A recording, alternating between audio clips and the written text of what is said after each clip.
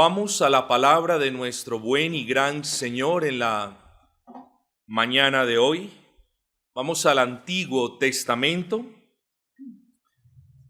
libro del profeta Jeremías, Antiguo Testamento, libro del profeta Jeremías, capítulo número 7, versículo número 16. Jeremías 7, 16. Dice la palabra de Dios: tú pues no ores por este pueblo, ni levantes por ellos clamor, ni oración, ni me ruegues, porque no te oiré. Palabras fuertes, ¿no es así? Dios diciéndole al profeta: no clames, no ores, no intercedas por la salvación de ese pueblo, porque he decidido traer castigo. Tremendo. Palabras fuertes, insisto. Este no es un padre diciéndole a su esposa: amor, no ruegues para que le levante el castigo a nuestro hijo.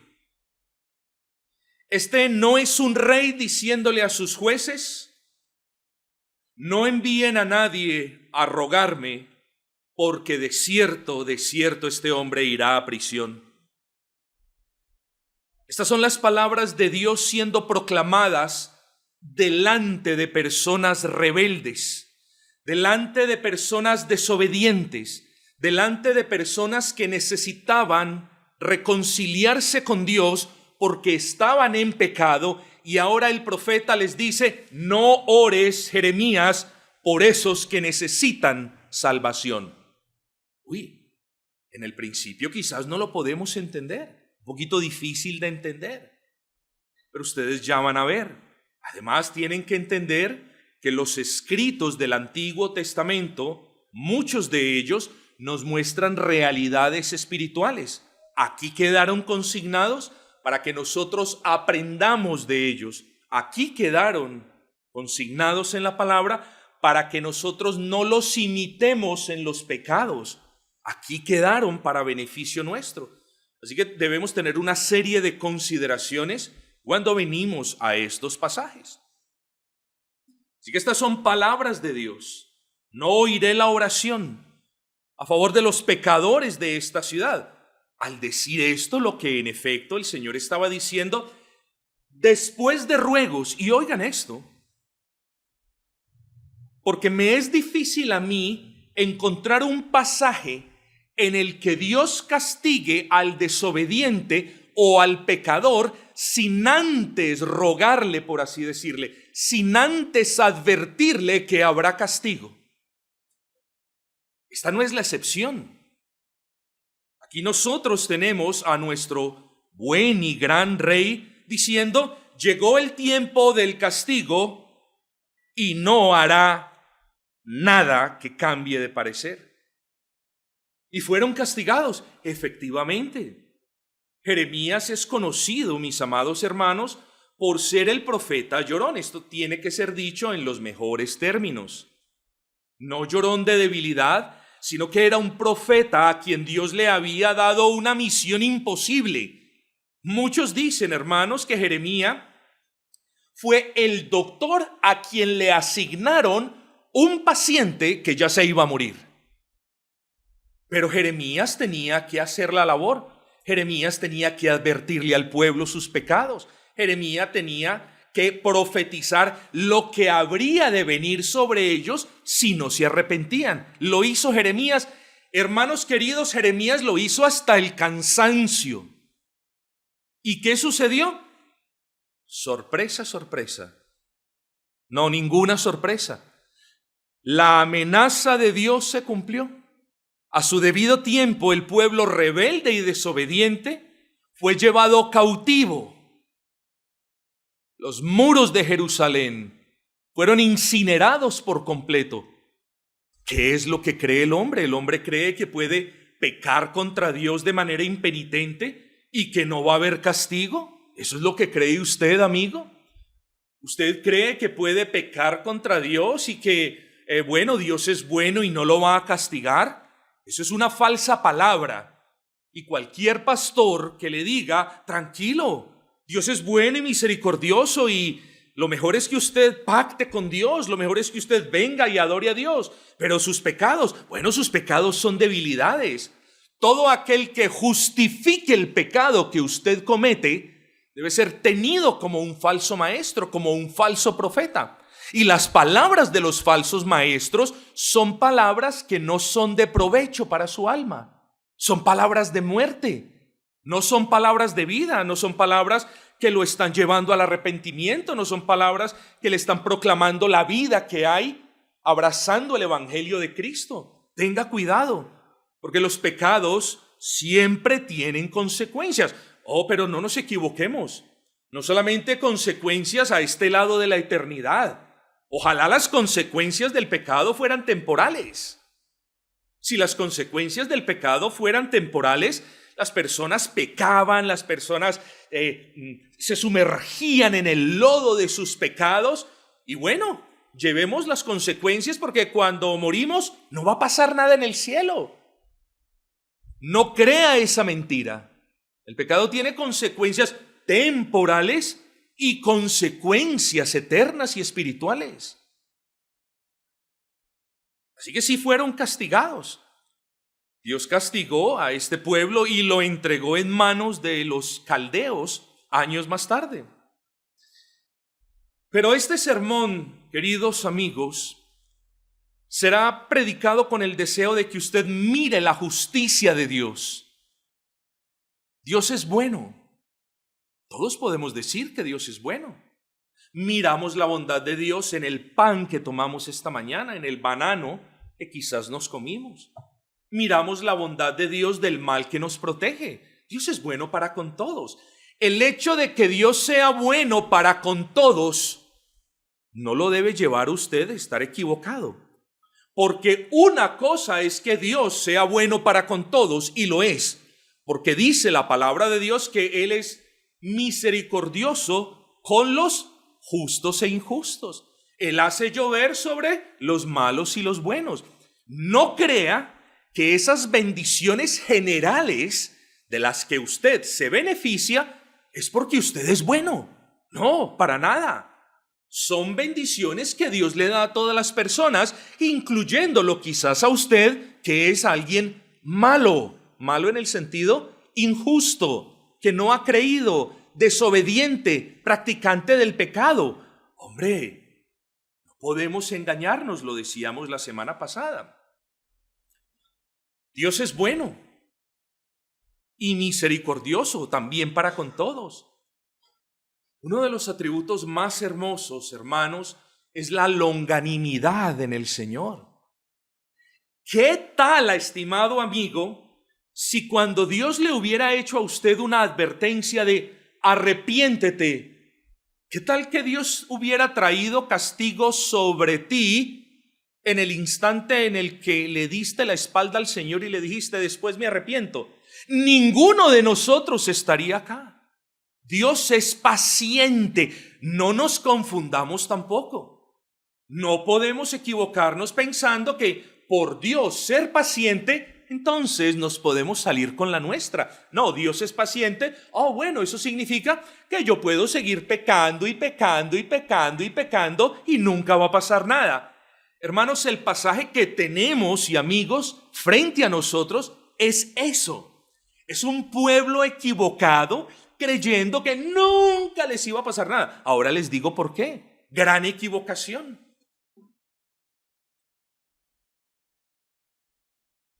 Pero Él es justo. Y eso implica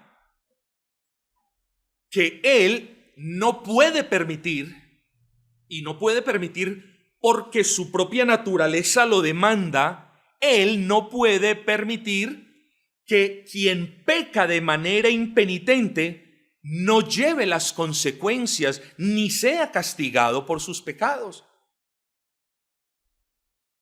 Eso no lo puede permitir Dios.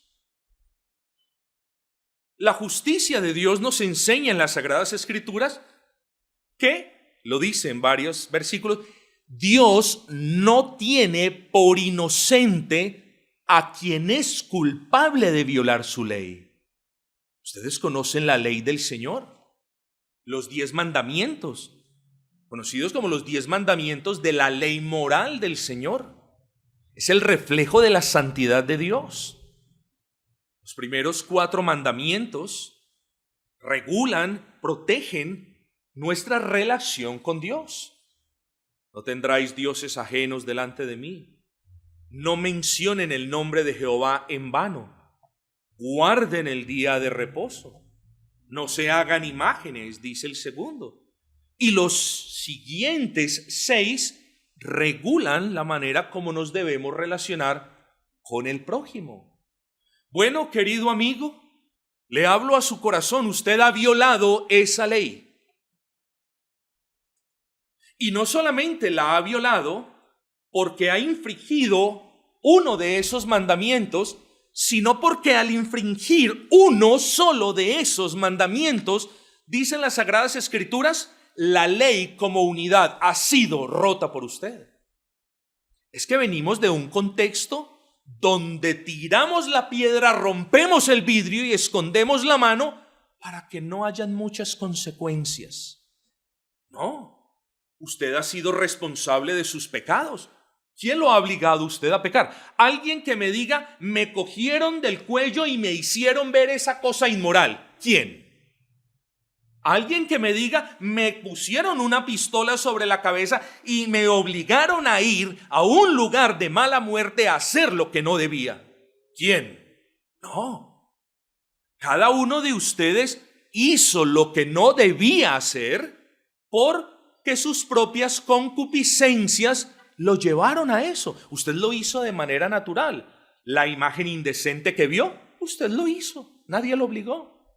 La palabra de mentira que dijo, nadie lo obligó a decir. Usted la quiso decir, brotó de eso. Mire la maldad del corazón. Bueno, en ese orden de ideas es que nosotros decimos, Dios no puede tener por inocente al culpable. Ahora tenemos que diferenciar entre el pecado y la culpabilidad. Este es un término que yo quiero que usted entienda. Tenemos la ley de Dios, los 10 mandamientos de la ley moral de Dios. Eso está claro, ¿no es así? ¿Qué es el pecado? Es la violación de uno, tan siquiera uno de esos mandamientos. Cuando decimos, estas personas de las que vamos a hablar en este sermón, estas personas eran pecadoras, lo que en efecto estamos diciendo es que estas personas eran unas violadoras de profesión de la ley de Dios. Entonces, pecar es violar la ley de Dios. Pero cuando hablamos de culpabilidad, ya hablamos del estado en el que queda una persona después de violar la ley de Dios. Entonces, ¿he aquí la ley de Dios? Cuando usted viola uno de esos mandamientos de la ley de Dios, usted se hace pecador. Pero ahí no termina el problema es más serio y más profundo.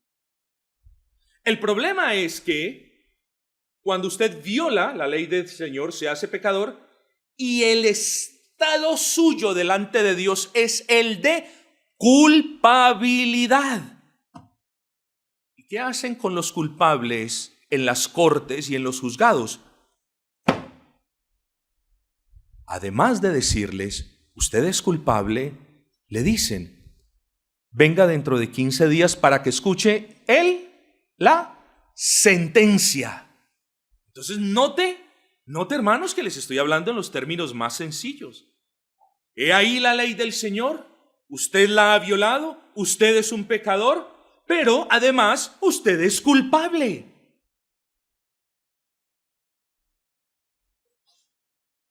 De regreso a Jeremías, alguien dijo que la gran desgracia, claro, lo pone de una manera pintoresca, alguien dijo que la gran desgracia de este profeta fue llamado a ser médico de un paciente moribundo.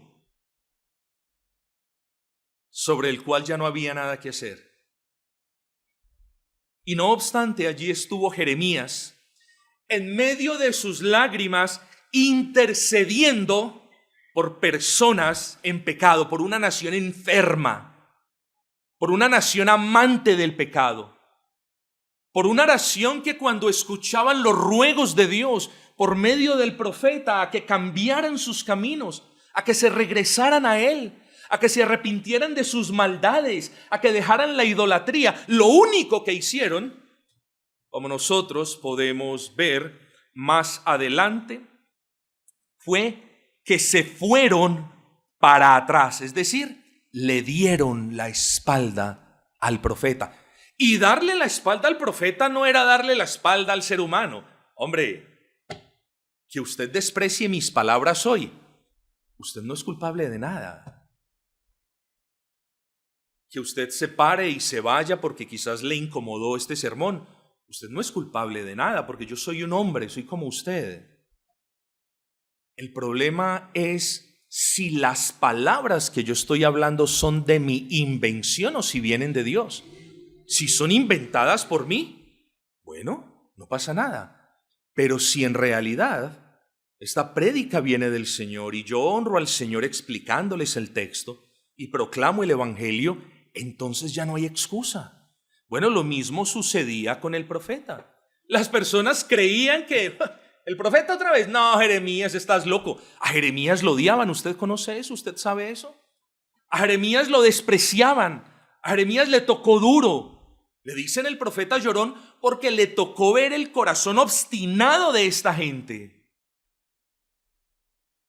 Jeremías lloraba por la persistencia en el pecado de estas personas. Jeremías lloraba porque sabía que el pecado venía y ellos no se querían arrepentir. Yo me pregunto si ese es el caso en algunos de ustedes en esta mañana. Bueno, yo no conozco los corazones, no puedo ver lo que hay en usted, no puedo ver el pecado que usted practica, no puedo ver el pecado que alguno de ustedes esconde, eso no lo puedo ver. Y claro, como no puedo asumir cosas que Dios no me permite, lo único que hago es predicar esta palabra, porque muy seguramente algunos de ustedes se ven identificados con lo que estoy diciendo. Así que aproveche este momento, porque cuando comenzamos a ver el pecado, cuando comenzamos a ver la necesidad, no nos dejemos engañar por el Señor diciendo, bueno, ya vinimos al templo, Dios nos bendice. No, si puedes ver el pecado, si puedes ver esa ley que violaste, si puedes ver eso malo que hiciste, esa mentira que propagaste, si lo puedes ver, ahí hay esperanza. Si puedes sentir que eres culpable delante de Dios, también hay esperanza. Sigue conmigo en lo que queda de este sermón y vamos a ver. Pero esta mañana, mis amados hermanos, yo usaré la palabra de Dios en este pasaje y me atreveré a probar el engaño en el que viven todos los pecadores que no oyen la voz del Señor, pero que sí creen que ir al templo es la bendición que los salvará del castigo. Hay personas que creen eso. Quizás algún amigo católico romano, y aquí no hablamos mal de religiones, no estoy hablando mal de nada, pero eso es muy típico verlo en los amigos católicos romanos. Hacen cualquier suerte de cosas, llevan cualquier suerte de vida de lunes a sábado, incluso en el domingo, pero a las 7 de la noche muy puntualmente están en la iglesia porque creen que Dios les permite pecar y empatar llegando a un templo. No, ¿quién nos enseñó que los templos santifican? ¿Quién nos enseñó que entrar a un templo es tener la bendición del Señor? Si usted vino hoy a este templo, bueno, esperemos que el Señor le bendiga, pero venir a un templo no lo podemos correlacionar con bendición inmediata. ¿Saben por qué? Porque estas personas eran más fieles en ir al templo que usted y que yo, y vino castigo sobre ellos. Vamos a averiguar por qué. Así que, mis amados, ese es el título que tengo para la mañana de hoy. El templo no santifica al pecador. Ningún edificio de piedras, por muy magnífico que sea, por muy hermoso que sea, por muy antiguo que sea, nada santifica al pecador. Es decir, nada quita, remueve la culpa del pecador. El único que puede hacerlo es el Dios a quien esta gente le dio la espalda. Cosa tremenda. Procedamos entonces de una manera, diría yo, expositiva, consecutiva. Versículo número 1. Palabra de Jehová que vino a Jeremías diciendo. Estas no eran las palabras de Jeremías, no era Jeremías exhortando o trayendo una buena exhortación al pueblo. Estas eran las palabras de Dios, mis amados. Y como solemos decirlo, la palabra de Dios, cada una de ellas tiene la autoridad de Dios, por lo que la consecuencia es la siguiente: despreciar la palabra de Dios es despreciar la autoridad de Dios. Despreciar la palabra de Dios es rebelarse en contra de Dios. Esta no es mi palabra, es la palabra del Señor. Ahora, Jeremías era profeta. ¿Cómo sabía ese pueblo pecador que Jeremías estaba verdaderamente hablando la palabra de Dios? Bueno, les quiero explicar algo. La maldad de este pueblo era tal que, y hacían bien, porque en Deuteronomios encontramos las normas para determinar si un profeta era verdadero o falso. Estas personas se presentaban delante de pueblos impíos, duro de corazón, y estas personas profetizaban, digámoslo así, a lo lejos, profetizaban cosas grandiosas acerca del Mesías que los ojos de ellos nunca vieron, pero la maldad del pueblo era tal que se inclinaba a decir, eso no es palabra de Dios. Entonces, Dios en su sabiduría permitió que estos profetas no solamente profetizaran las cosas que habrían de venir decenas de años, cientos de años más tarde, sino que también profetizaban a corto plazo, cuestiones que se iban cumpliendo a corto plazo para que el pueblo fuera viendo, sí, este hombre predica la palabra del Señor, profetiza en nombre del Señor y las cosas se cumplen. Por tanto, si las profecías a corto plazo se cumplen, las profecías a largo plazo también se cumplen. Esa era la manera en la que muchos de los grandes profetas fueron movidos por el Espíritu del Señor a profetizar. Versículo 2. Ponte en la puerta de la casa de Jehová. Aquí habla del templo de Dios en Jerusalén. Es cierto que la gloria de Dios se había manifestado en el templo, pero era probable que debido a la idolatría del templo, la presencia de Dios ya se hubiera apartado. Eso lo inferimos. ¿Cómo nosotros llegamos a la conclusión de que la presencia de Dios quizás ya se había apartado del templo? Bueno, el versículo 11, léalo conmigo. ¿Es cueva de ladrones delante de vuestros ojos esta casa sobre la cual es invocado mi nombre? He aquí que también yo lo veo, dice Jehová.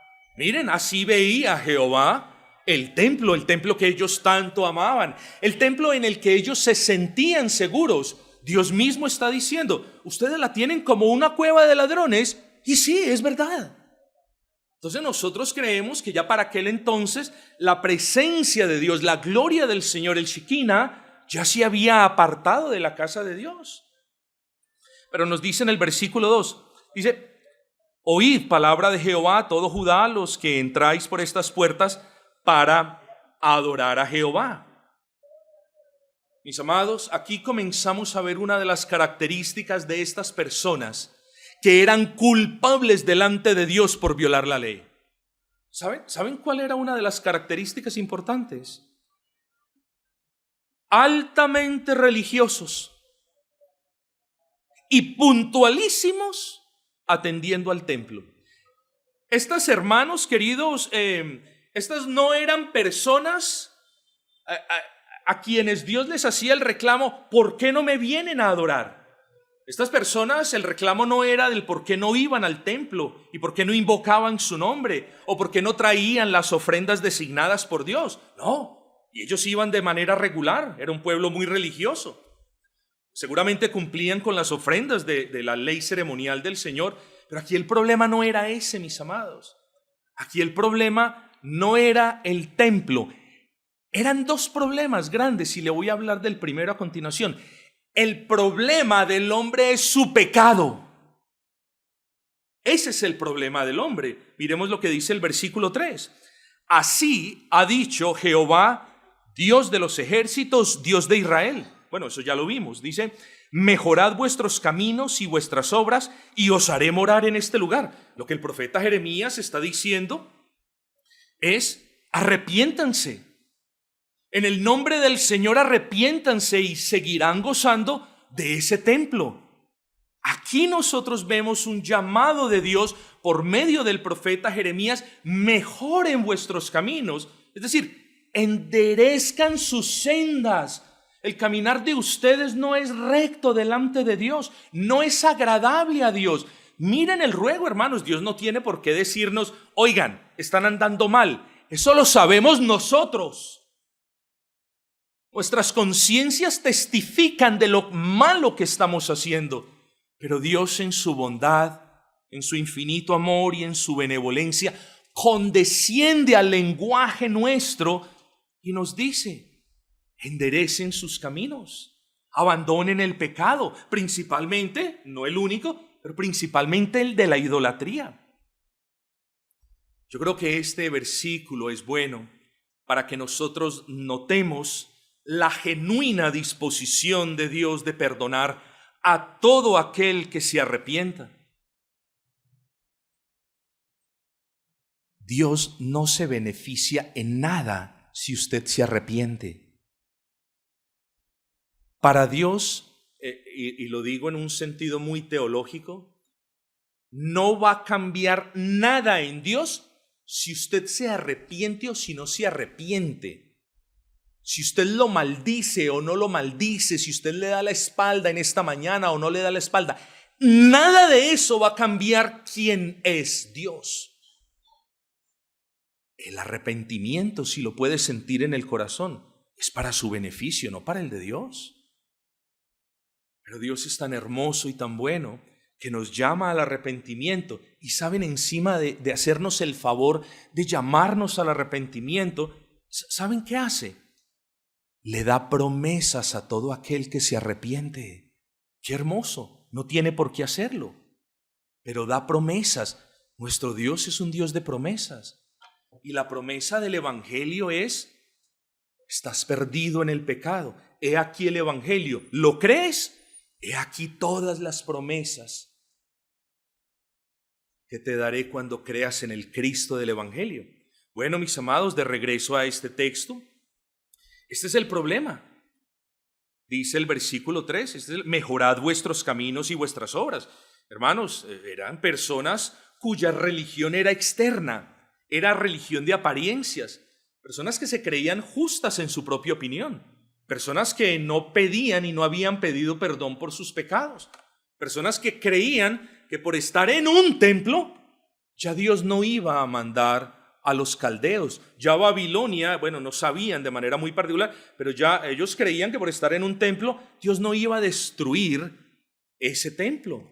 Bueno, ¿cómo lo sabemos? Vamos al versículo 4. Dice, no fiéis, no confíen, no le crean a todas las personas que dicen, templo de Jehová. Noten que lo dicen 3 veces. Templo de Jehová, templo de Jehová, templo de Jehová. Esto muy probablemente hace alusión a los falsos maestros que decían, no, este es el templo de Jehová, aquí no va a pasar absolutamente nada. Dios ha prometido que Dios no va a destruir este templo. Bueno, los falsos profetas siempre han sido usados por Satanás para desviar a las personas. Los falsos profetas, los falsos maestros, siempre han sido instrumentos de Satanás. De hecho, hacerle creer a usted como pecador que nada le va a pasar es una obra de Satanás. Yo no quiero usar palabras, Satanás, infierno, no hay necesidad. Pero una de las pruebas de que quizás Satanás lo ha influenciado a usted y ha obrado en usted, es que usted piense, no, Dios no me va a castigar.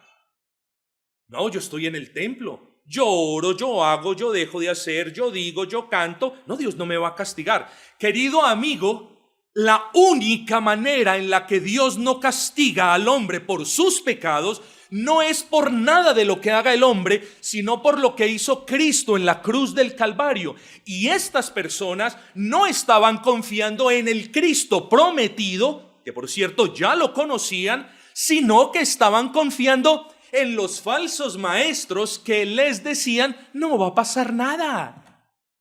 Dios ha prometido guardar el templo. Dios no va a destruir el templo. Quédense tranquilos. Entonces estas personas, engañadas por los falsos maestros, comienzan a sentirse seguros por el templo y en el templo, como si el templo les fuera a perdonar los pecados. No, queridos amigos, ni el templo, ni el pastor, ni las oraciones, ni la silla, ni nada de lo que usted haga o deje de hacer le va a quitar la culpabilidad por violar la ley.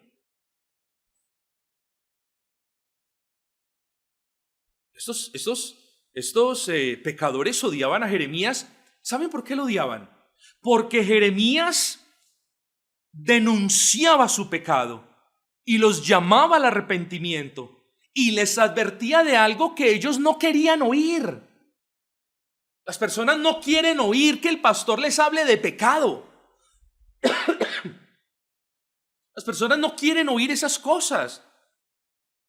Desde aquel entonces, lo que las personas quieren oír es que les acaricien el pecado, que les soben el pecado. Porque para un pastor es mejor tener 200 personas rumbo al infierno mientras él se lucre que tener a 5 compungidos frente a las sillas. Eso no es negocio para los falsos maestros. Para estos tampoco lo eran. Bueno, mis amados, ellos decían, tranquilos, los sacerdotes eran partícipes del pecado del pueblo, pero les decían, no, hombre, Jerusalén no puede ser destruida por los enemigos, porque el Señor ha consagrado en Jerusalén la morada de su nombre. ¿No saben ustedes que el templo de Jehová está en Jerusalén? ¿No saben ustedes que Él no entregará su santuario santo? ¿No recuerdan ustedes lo que nos dicen las escrituras al respecto de que Él defenderá su ciudad?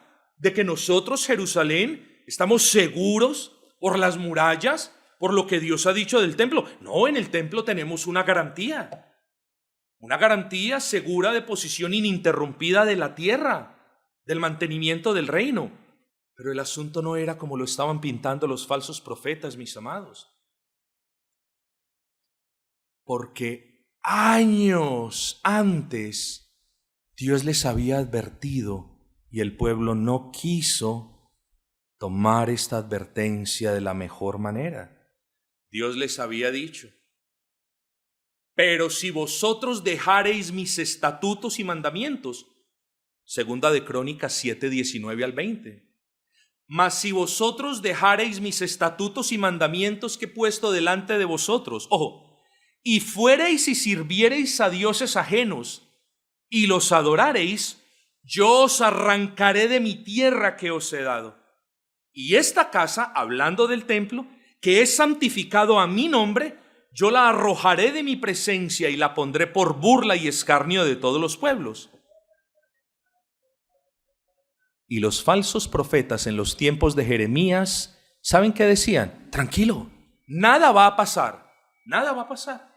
En el templo están seguros. Dios no va a destruir al templo. Oh, mis amados, no nos equivoquemos. El que juega con el pecado, indefectiblemente se quema con el pecado. Y las consecuencias que en su justicia Dios ha estipulado para el pecado se tendrán que cumplir.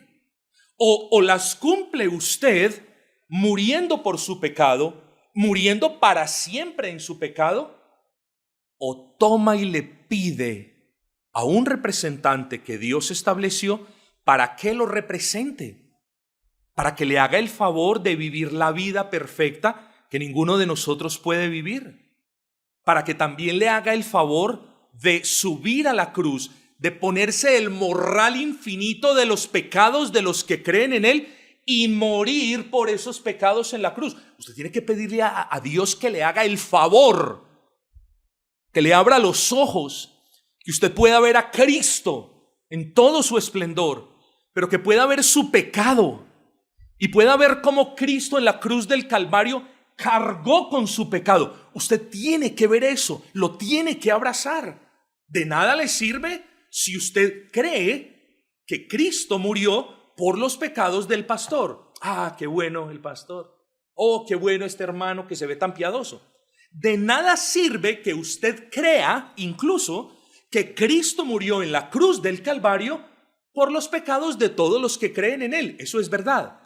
Lo que usted necesita es abrazar, creer la idea de que Cristo en la cruz del Calvario murió por sus pecados, no por los pecados del vecino, por los suyos.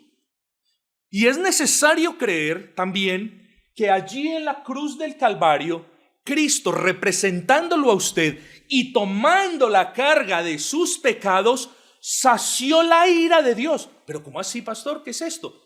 Queridos amigos, en la cruz del Calvario se besaron el amor de Cristo y la justicia del Padre.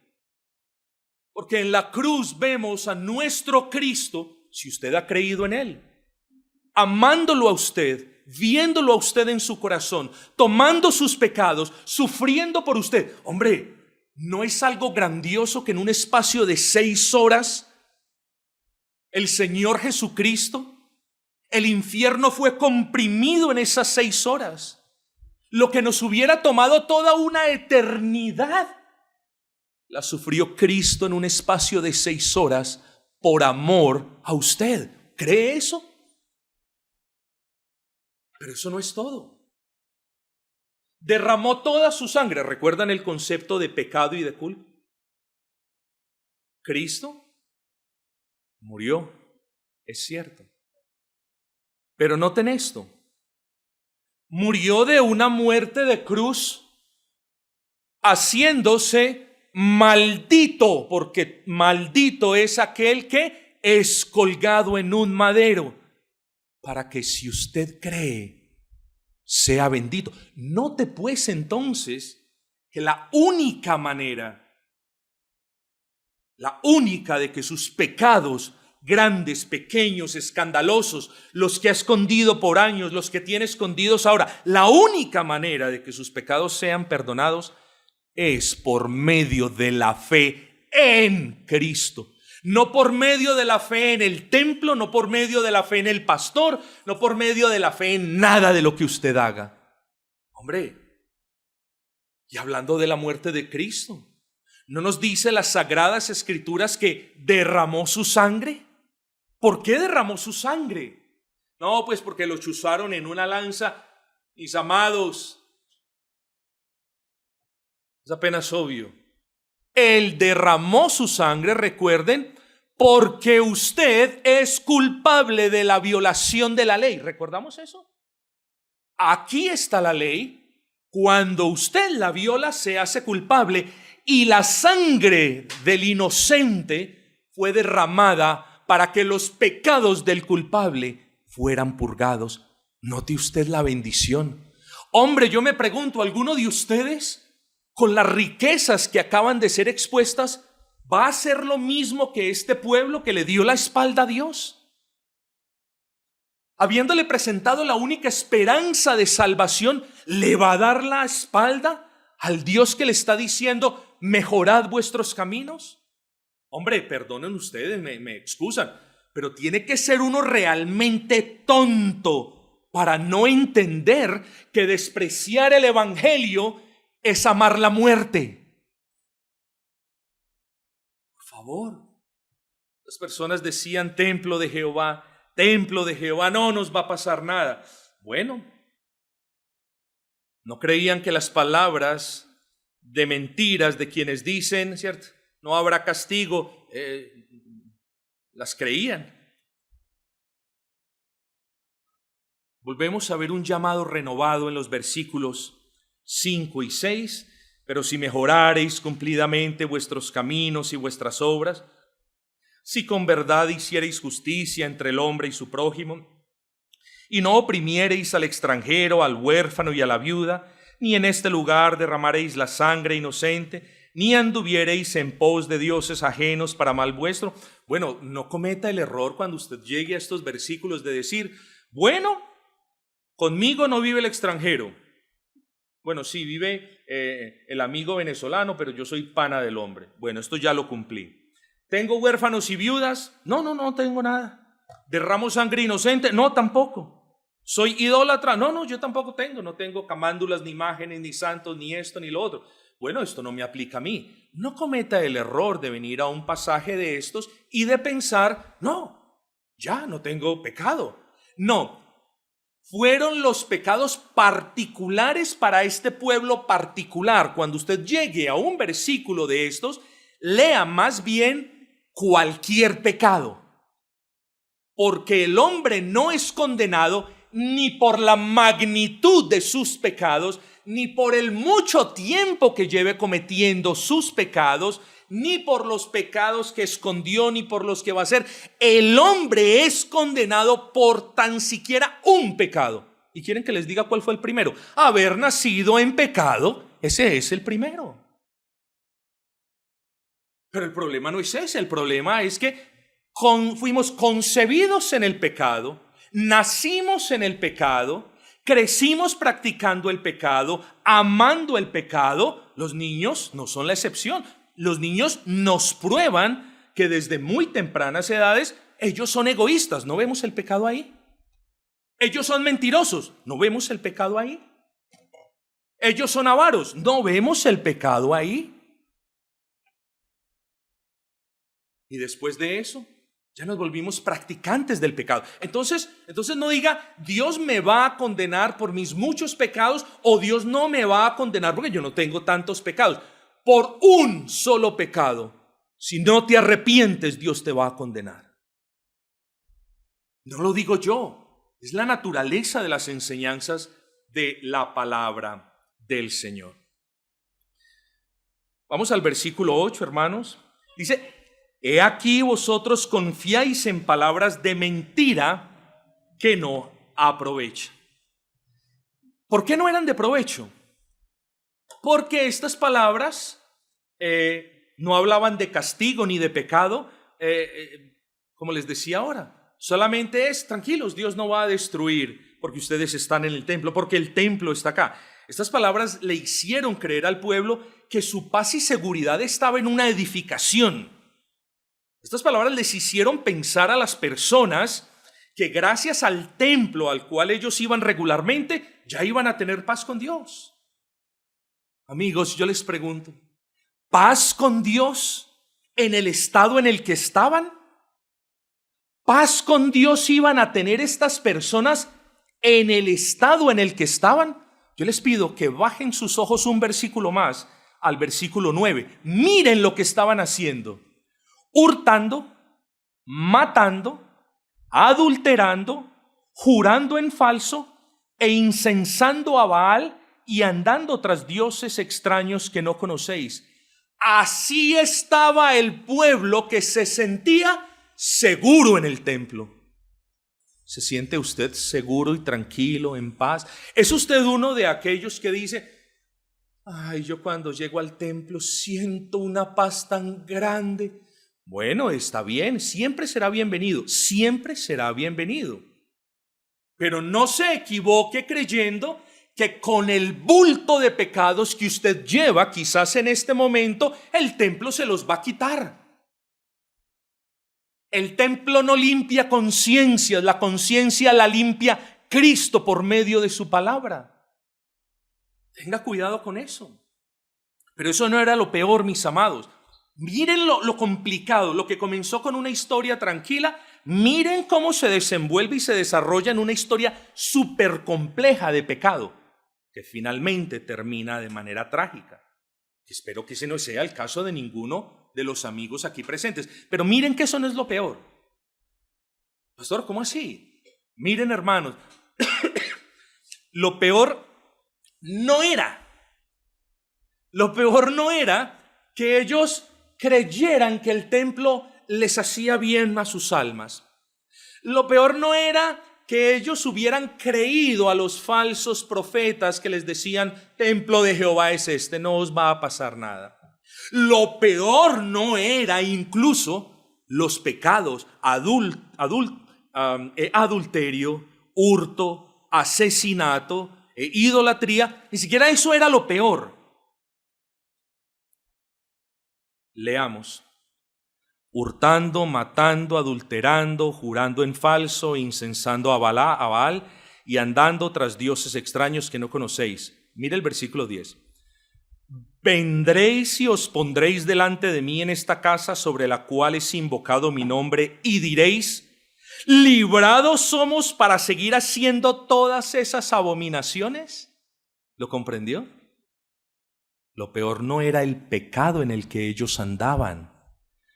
Lo peor es que iban al templo a sentirse bien, pero tenían el deseo de seguir cometiendo esos pecados. Eso era lo peor. Léalo usted, ahí está. Venían de manera impenitentes al templo con la esperanza de que el templo los iba a salvar, pero con el deseo vivito y coleando, como decimos los colombianos, de salir del templo y seguir haciendo lo que siempre habían hecho. Ahora ustedes entienden, ya en un mejor contexto, la expresión pecan. Entran al templo, se sienten seguros, todo está bien, ya empaté. Voy a salir del templo a hacer lo mismo. A esas personas incluso yo llamo en esta tarde. Y yo llamo a que en el nombre de Cristo le presten atención a estas palabras. ¿Quién les enseñó que en el templo hay salvación? Amigos, ¿quién les enseñó que Dios solo miraba el templo y no las perversidades de su corazón? Ni su papá, ni su mamá, ni su esposa, ni su esposo, ni sus hijos pueden ver la perversidad del corazón suyo. Pero Dios sí.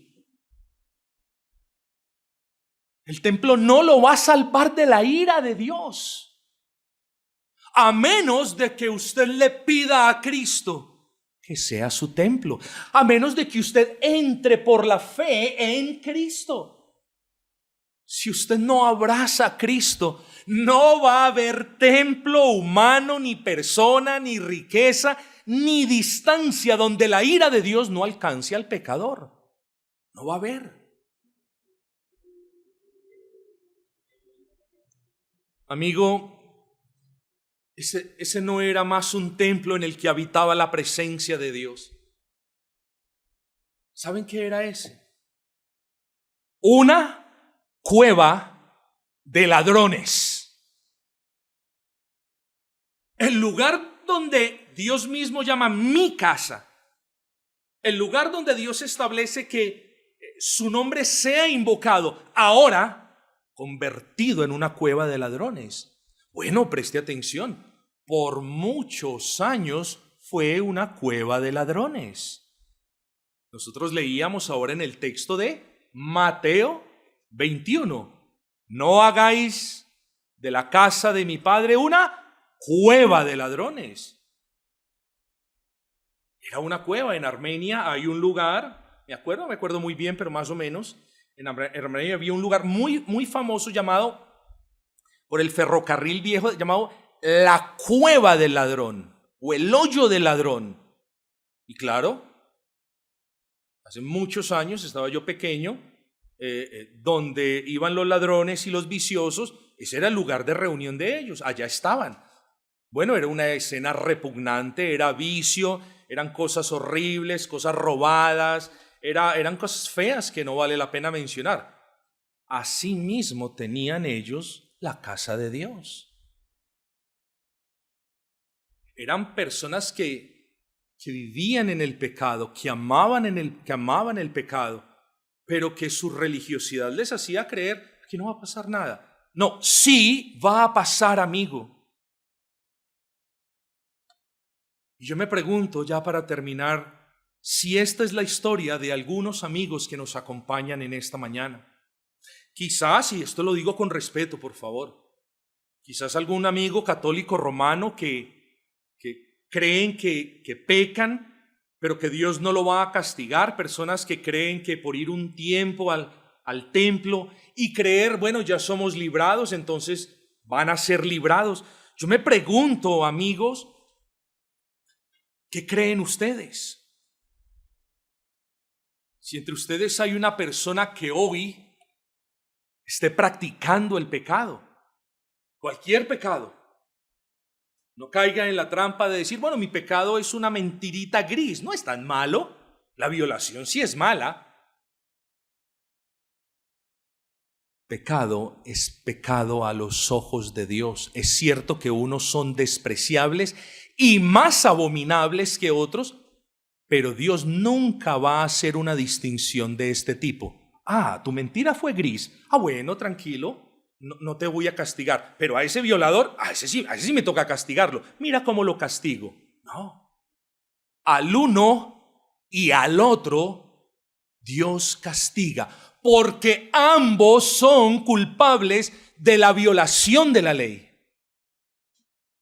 Entonces no nos creamos la mentira de que algunos pecados son despreciables, pero otros son imperdonables. No, todos los pecados son despreciables, pero gloria a nuestro bendito Dios que son perdonables en Cristo. Qué hermoso nuestro Señor. Qué hermoso es Dios para contigo, amigo pecador, que hoy extiende una rama de olivos que significa hago la paz contigo por medio de mi Hijo. Porque no podemos tener paz con Dios a menos que Cristo sea nuestro representante. Amigos, quiero terminar con palabras sencillas realmente. Dios es santo y no tiene comunión con el pecador impenitente. No crea que Dios tiene comunión con usted mientras usted no viene a Cristo. Dios le dispensa en su gracia común diferentes tipos de bendiciones. Le da pan en la mañana, lo cuida mientras va en el bus, trae otras bendiciones, pero Dios no tiene comunión con el que está en el pecado. Recordemos este texto. Estas personas estaban en pecado, iban al templo y decían, estamos seguros, pero salían a volver a hacer lo mismo. Bueno, Dios es santo y no tiene comunión con el pecador. Segundo, la ley de Dios demanda perfección. Y aquí tenemos un grave problema. Cuando hablo perfección, lo hablo en el pleno sentido de la palabra. El problema es que ni usted ni yo podemos obedecer la ley moral de Dios a la perfección. Y si usted y yo no podemos obedecer la ley de Dios a la perfección, tenemos el más grave de todos los problemas. Porque para estar en paz con Dios, tiene que haber obediencia plena a Dios. Y ni usted ni yo la podemos rendir. ¿Cómo hacemos entonces? No, todos somos culpables de desobediencia a su ley. En el caso de los judíos no solamente era idolatría, robo, adulterio, etcétera, etcétera. ¿Cuáles son sus pecados favoritos, amigo? ¿Cuáles son los pecados que usted practica de manera impenitente? ¿Cuáles son los pecados por los que no se ha arrepentido delante de Dios? ¿Cuáles son los pecados que usted esconde porque le avergüenza que la gente se dé cuenta? Bueno, buenas nuevas. Ninguno de nosotros está interesado en que usted confiese sus pecados. ¿Sabe por qué? Porque no lo podemos perdonar. Sus pecados deben ser confesados delante del único que los puede perdonar. Y si usted lo hace creyendo que Él es su representante, y de nuevo que Él subió a la cruz del Calvario en su lugar, y que murió en la cruz del Calvario por sus pecados, y que derramó toda su sangre en esa cruz para cubrir la multitud de sus pecados y que murió dejándolo a usted sin pecado, gloria a Dios. Alguien dijo en una oportunidad, el Señor no solamente tenía que morir por los pecados de los que creen en Él. Si solamente hubiera hecho eso, lo hubiera dejado a usted sin pecado. Y entonces, eso está bien. Pues estar sin pecado está bien. Pero el día que usted se encontrara con la muerte, ese día moría sin pena, sin gloria. Cristo no solamente tuvo que morir por los pecados suyos, amigos, si usted cree. Cristo tuvo que vivir una vida perfecta que usted, amigo, no puede vivir. Porque si Cristo no hubiera vivido la vida perfecta que Él vivió, no solamente el sacrificio hubiese sido rechazado por el Padre, sino que usted no tendría ningún mérito para ir al cielo. ¿Comprendió ese punto? Así que Cristo no solamente murió para que usted no estuviera en el pecado, sino que vivió una vida en plena obediencia a la ley de Dios para darle los méritos que se necesitan para estar frente a la presencia de Dios. Y eso ni una persona ni un templo se los puede dar. Dios es bueno y esta mañana ha sido bueno con usted. Le ha advertido lo que sucederá si no se arrepiente. Dios es bueno porque le advierte que su confianza no debe estar en nada ni en nadie, sino en la persona de Cristo. Pasajes como estos quedaron aquí para nosotros, para nuestra enseñanza, dice el texto, para nuestra enseñanza se escribieron, a fin de que por la paciencia y la consolación de las Escrituras tengamos esperanza. ¿Saben algo? Este pueblo no tuvo esperanza. A este pueblo se lo llevaron cautivo a Babilonia. ¿Por qué? Porque escuchaba las promesas que el profeta Jeremías hacía en el nombre de Dios y no las quisieron. Se les ofreció perdón de pecados y no lo quisieron. Se les ofreció bendiciones, incluso temporales, y no las quisieron. Querían vivir como ellos querían vivir. Y así no son las cosas con Dios, mis amados. No piense que hay diferentes caminos para reconciliarse con Dios, aparte del camino del Evangelio que 2 veces le he predicado en este sermón. Dios es bueno y santo y justo.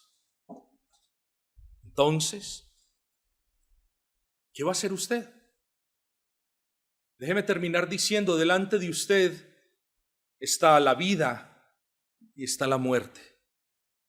Delante de usted está Cristo que perdona el pecado, que está dispuesto a recibir a los pecadores que con corazón contrito y humillado se acerquen a Él. O está la muerte. Este pueblo de Jeremías 7, literal, escogió la muerte. Literal, escogieron la muerte. Confiaron en algo que no era Cristo y fueron llevados cautivos por no haber confiado en las palabras del Señor. Leamos el último versículo, versículo 24. Dice, y no oyeron ni inclinaron su oído. Dice, antes caminaron en sus propios consejos, en la dureza de su corazón malvado, y fueron hacia atrás y no hacia adelante. Ahí está. Fueron hacia atrás y no hacia adelante. 2 cosas te digo y realmente concluimos. La primera, no desprecies el ruego que Dios hace por medio de este servidor.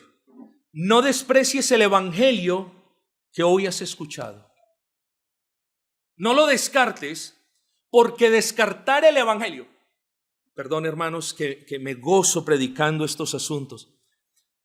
Yo quiero que usted vea su vida como una vida donde usted tiene una deuda tan infinita con el Señor que no la puede pagar. Por tanto, desechar el evangelio es desechar el pago que esa deuda merece. Si usted desecha el evangelio, ¿sabe qué le está diciendo a Dios en efecto? Le está diciendo: Señor, no quiero a Cristo, no necesito a Cristo, no quiero que Él me represente, yo mismo me voy a representar delante de ti. Y el castigo para todo aquel que rechace las palabras del Señor ya no es: serán llevados a vivir a Montería, al exilio. El castigo es: serán cortados de mi presencia para siempre y no verán mi rostro, verán mi juicio. Queridos amigos, por eso se les ha predicado el evangelio. No lo rechacen. Esto no es cuestión de una religión. Esto no es cuestión de cómo cantan en ese templo. Eso no es cuestión de nada de lo que vemos. Es cuestión de vida para su alma. No desprecie el evangelio.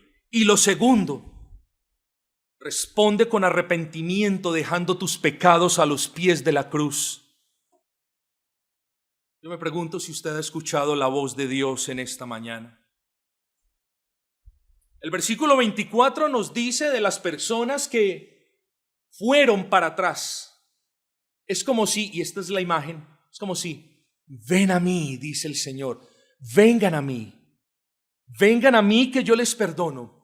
Vengan a mí, que en mí hay plenitud de gozo y delicias a mi diestra para siempre. Vengan.